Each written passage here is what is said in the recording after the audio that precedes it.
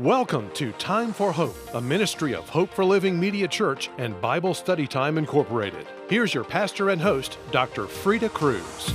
Thank you for joining us on Time for Hope. I'm Dr. Freda Crews, your host, and with me is author and inspirational speaker, Lora Jones, who has written a book titled Song of a Wounded Heart and subtitled Regaining Hope and Trust After Personal Tragedy, the incredible true life story of a woman who lost everything. And she and I will be discussing her book today and again next week.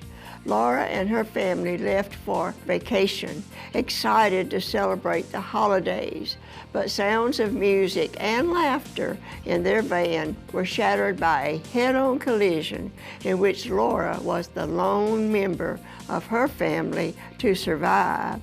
Lora wondered how she could ever go on with life alone. In her book, Lora takes us through her insurmountable pain and offers hope to others who are struggling to believe in God because of life's sorrows. As Lora points to the pathway toward peace and joy, during times of tragic circumstances, you can learn how you can truly live again and find God patiently waiting to offer hope that only He can provide. Stay with us.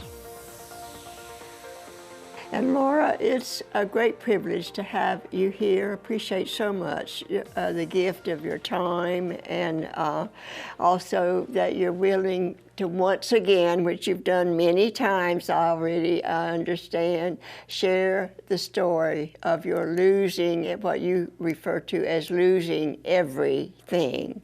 I'm going to let you start out by explaining that, why and how you felt that you lost everything when you lost your husband and your two children in an automobile accident. Thank you so much for giving me the opportunity to share the faith that I have experienced, the incredible presence that I've experienced of God through this story. It's, you know, when you start out through life and you find the one that you love and you build a family and you have all these dreams and hopes and plans, and then in a moment, for me, they were all gone. Snatched right away, wasn't it? Mm-hmm. And you were asleep while this was happening. I was. I had fallen asleep in the front seat, passenger side of the van, and expected to wake up at my husband's family home in about 3 hours. But instead, when I woke up, my entire life had changed. My husband and my son were killed on impact, and my daughter just lived a few more hours. So in just the span of a few hours, everything about my life had changed. I had my identity in being a pastor's wife, being Jay's wife, being Janessa's mom, being Jaden's mom. And all of that was gone, all of those plans, all those hopes. I had no idea what life was going to look like from there. And it was so hard to absorb. I truly felt like I'd lost everything. And in addition to that, we lived in a parsonage, a church-owned home, and so that needed to change too. They certainly didn't rush me out. They very gracious, took such good care of me. The church body took such good care of me. But I also needed to move. So yeah, everything had to change. Everything it had to changed. become a new normal, didn't it? It did. And tragedy can bring that with many, many people, a new normal. And because your life it really wasn't normal in lots of ways. I mean, you had lots of different kinds of good things going on, meeting the love of your life. Y'all were in school together. In college. You met him in college? Yes. And you, of course, the way you wrote about him in your book, you just were crazy about him, so to speak. And it sounds like he could have been easily to be crazy about him. Yes, and because I've read your book pretty thoroughly, it's a very interesting book, which I'm really hoping our viewers not just because you're here to tell the story and everything, but we'll want to hear the rest of the story that is written in your book. I'm going to say right off from the beginning, though, to God be the glory, because you've used scriptures at the beginning, I believe, of every chapter. Yes. And some of the strongest scriptures that I, myself, have called favorites and have relied on through the years of being a child of God and being, in ministry and rearing 3 children, and now I have 7 grandchildren and wonderful. 7 great-grandchildren, and so on and so forth. And every day, I pray, I call it a mantle that I ask God to keep over all of us, because this could happen to anybody. What happened to you could happen to anybody. And so I ask God for protection with His mantle and His angels. I'm a strong believer in angels being present, and I'm sure they were there right with you when you did kind of you weren't fully awake at the scene ever, were you? I was. Oh, you were? I was. You were? I couldn't absorb what I saw. I didn't understand what I saw, but I was awake. Because you were trying to get your husband to wake up, weren't you? Mm-hmm. What did he, was he injured to the point that it was ugly, or did he just look like himself, or what? He looked like himself. He just was no longer breathing. So it must have been just the impact on his body or mind, or something. Chest. Yeah. Is that where it was? And so they had to tell you that, didn't they? They did. As you tried to keep waking him up or whatever. They didn't tell me until I got to the hospital that they took me to. They were so kind. I was holding his head, trying not to hurt him further, not understanding that he was already with the Lord. And somebody reached in from the other side and said, I'll hold him for you so that you can go with the paramedics. And I'm just so grateful for that person. I don't know who they were or where they are, but if they're listening today, it was one of the very kindest moments of the night. Well, I can know for sure that God's angels were there as 3 of your family members were whisked, as it were. You know, we have to go through the first heaven, we have to go through the second heaven, to be with the Lord, but it doesn't take long, apparently, from what we read and what we understand happens. There is a paradise.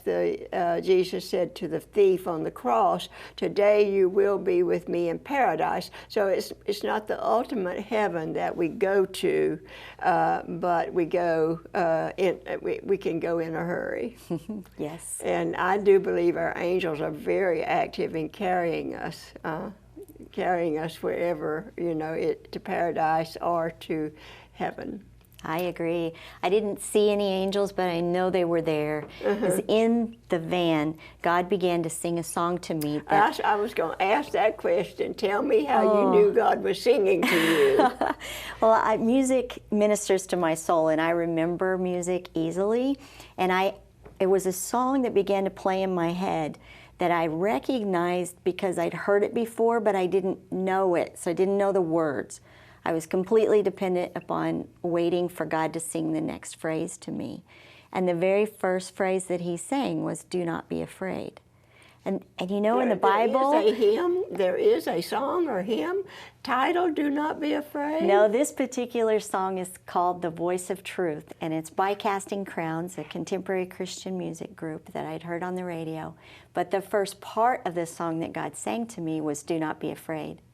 And every time in the Bible when an angel shows up, that's the first thing he says, do not be afraid. And I believe, although I couldn't see them, I believe that was angels all around me and God himself singing that song to me. Do not be afraid. And the second, I can't imagine. I've tried to picture in my mind God singing. I never thought about that before, God singing. Yes. And but it was very interesting that you put it that way. yes, I know it was him. So the next phrase he said was, "This is for my glory." Oh, goodness. I teach that regularly and faithfully.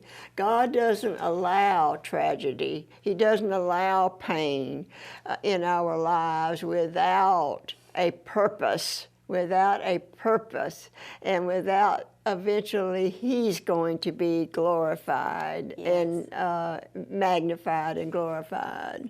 I'm really grateful he told me that before I even understood. Because at that point, I didn't know that Jay and Jaden were already gone. I didn't know I was going to lose all three. So from the very beginning, I knew that God wanted to use this for His glory, and He has. He has kept that promise. It took you a while to find that true and be able to say that, but by the end of your book, you're saying it very loudly and very clearly, and Yes. Which I so greatly appreciate, taking the whole trip through the book with you, and then it ending with what you just said, and you're being, that was in 2004. That's Yes. been how many years now? Almost 15 at Thanksgiving. Coming up this season, almost 15 years. So Yes. They're telling me, believe it or not, it's already time for a break, and we will be right back.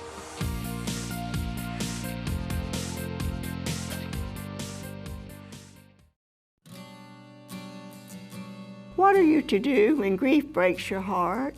Admit your heart is broken and accommodate it by grieving.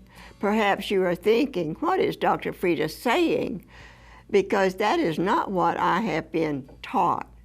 To many, it will come as a shock that I would encourage you to give in to your emotions of grief when a loved one is terminally ill or has already died, perhaps unexpectedly. This is true because many Christian leaders and pastoral counselors teach that Christians are to be strong and rejoice that their loved one either will be going or is already in heaven, and to allow our emotions to have their way with us is wrong. I have counseled people who have taught and given such advice, and then when they experience loss, they find themselves in a bind because others place the same burden on them that they have put on others. These misguided souls are caught in the web of knowing what they feel and believing something is wrong with them for feeling the grief they do. Grief is a natural and normal response to the loss of someone we are fervently attached to. It just so happens God made us that way, and to pretend otherwise can only complicate the physical, emotional, and spiritual problems which are often the result of significant loss. Grief and bereavement compromise the immune system, leaving survivors vulnerable to depression, sickness, and disease. Studies have documented a record number of sudden deaths among men from coronary heart problems following the loss of a child. Others become spiritually confused, asking why, and are wondering where God was when death snatched their cherished ones from them. So, when it comes our turn to grieve, and it will come, what can we do to remain healthy and spiritually strong through the process? Accept the reality that death will take someone from all of us sooner or later, and either expected or unexpectedly. When it does happen, own the pain of loss by allowing yourself to feel what you feel and tell yourself it's okay. And research has revealed that surrounding ourselves with people who are supportive while we grieve promotes better health. And finally, do what my mother used to sing about, tell it to Jesus. And I add, He will be there to comfort and sustain you.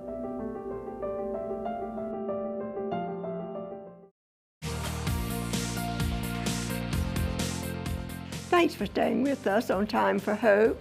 And I know you're just beginning to get into Lora's story of the loss of her husband and 2 children in one accident. She was the only, there were 4 of them in the van, and she was the only one that survived the accident on a cold, icy road. And I've lived out where it snows and gets the roads covered with ice, and I know what that's like. And you do too, don't you? Yeah. Do you still get that in liberal Kansas?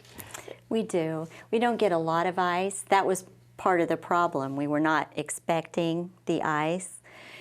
It was just a lone valley in the middle of a long stretch of road, and we weren't worried about the conditions. So it surprised everybody when we hit that ice. I know that you have brought up, and you've also met with and forgiven the other person involved. It was a head-on collision.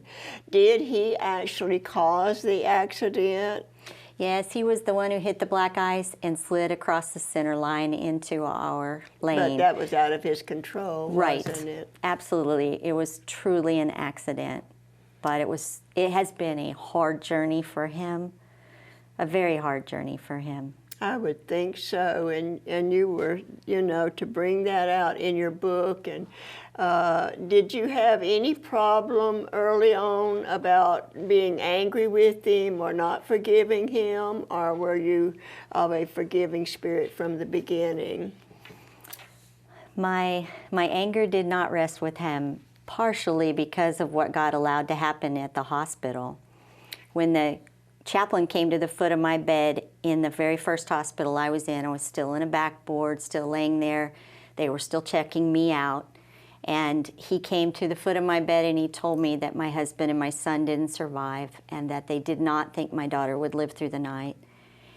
And I just remember being so overcome, just so shocked, but silent, just in shock. And then I heard that chaplain go to the other side of the curtain, and I heard him tell the driver of the vehicle that hit us about what happened to us. And then I heard him wail. I heard his grief. I heard the torment that he was in. And so from the moment I knew how he felt. So that disconnected anger towards him. Mm-hmm. But it didn't take it away from God early on. It keeps coming to me about you using that word, he'd better. You're talking about God. Tell me how that happened. Oh, people kept coming to me and saying, God has a big plan for you or he wouldn't have left you here. Oh. And I was just, I was so angry, at God, but I didn't really recognize I was angry at him for a while. But I was so angry that, I wanted the plan that he had already given me. I wanted the promises he'd already made to me. I didn't want this new plan. And that's where, well, he better, came out of my mouth. And then I realized, this is not okay. And I have to figure this out. But there were so many questions in my heart, so much to understand about why God would allow this.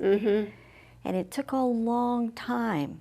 That's why this book is just now coming out. It took a long time for me to wrestle through all those things, come up with the answers, and why I wrote the book to help people. God is not limited by time. No. We think in ways of time. We're limited by time. Yes. But God is not limited by time. No. And we have to wait. And I teach this often also, that when we pray for something, or we're seeking something from the Lord and we want it really bad, we want it now. Yes. We could go ahead and say to our prayer, we want it now. Yes. But we have to learn to wait for God's will and timing, and His timing.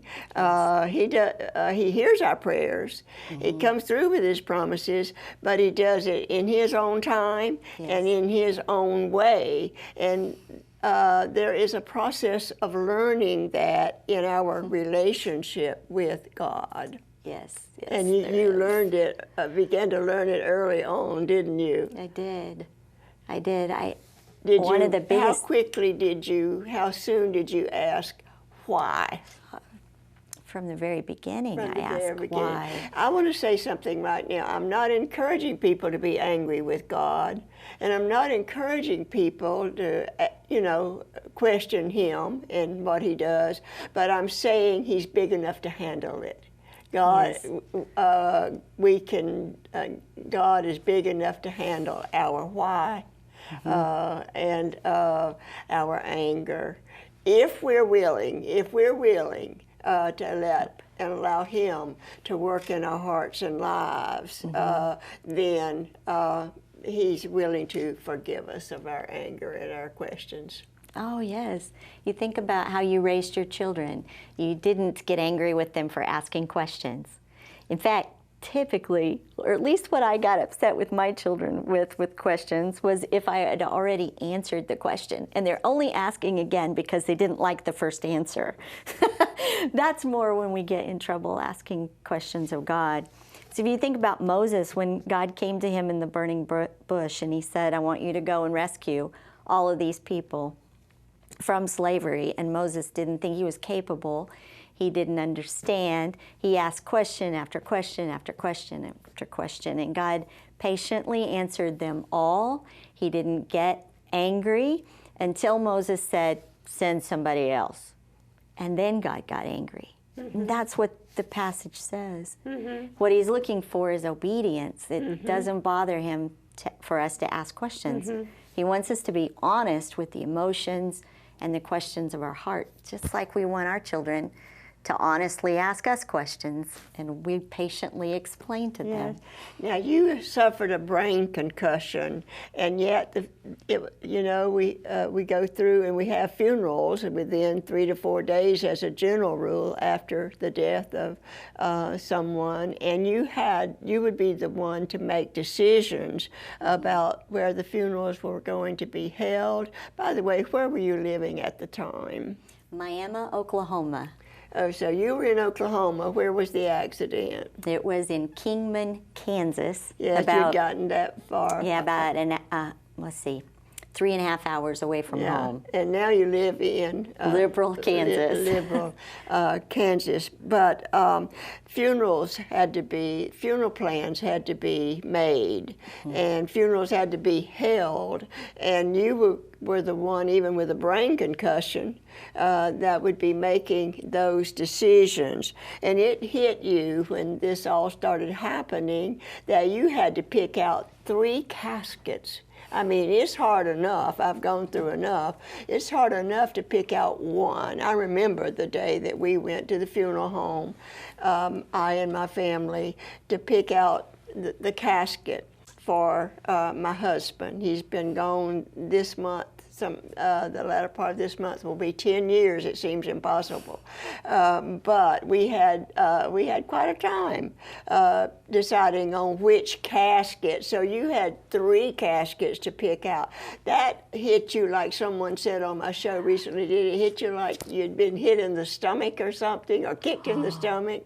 And the harder moment was when we drove up in front of the funeral itself, and there were 3 hearses. It's like somehow that didn't ever stick in my brain. That was reality. That was when reality came. We're going to have to go out on that and pick up next week. We're going to have to leave our viewers hanging, go out with you facing reality with a brain concussion of what really had happened and some of what you had ahead of you. So we'll hold on and we'll pick up for next week in our next show. And in the meantime, I have something to share from a couple of my viewers, and the first one is a prayer request. We encourage and invite any and all of you to send in your prayer requests to us, and we make sure that every prayer request that comes into Time for Hope, we pray over. We have a Monday morning devotional worship service here on our premises, and we take every prayer request that has come in, we take them to the Lord, like that phrase, take it to the Lord in prayer, and we take these prayer requests to the Lord. So we're inviting you to send in your prayer requests, and they will be prayed over when you send them into Time for Hope. And I'm sharing one with you. Dear Dr. Freda, please pray for my brother. He lost his wife several years ago and has also lost 4 children. He is a new Christian. Also, please pray for me for healing of MS. So he's asking us to pray for his brother that endured all of this. And then his brother is a new Christian, and then wanting us to pray for his healing of MS. So there are two prayer requests there. Then I have a word of encouragement from one of our viewers that reads, Dear Dr. Freda, thank you so much for the program Time for Hope. Thank you for that. That's very encouraging. I've learned so many life lessons from your program, and thank you again for that. And I hope this will be one of those shows that you learn some things from that you might even never have to use yourself, but you can always pass them on to someone that's going through a tragedy or a hard time. And then the next thing I ask is to make sure that you join us again next week on Time for Hope.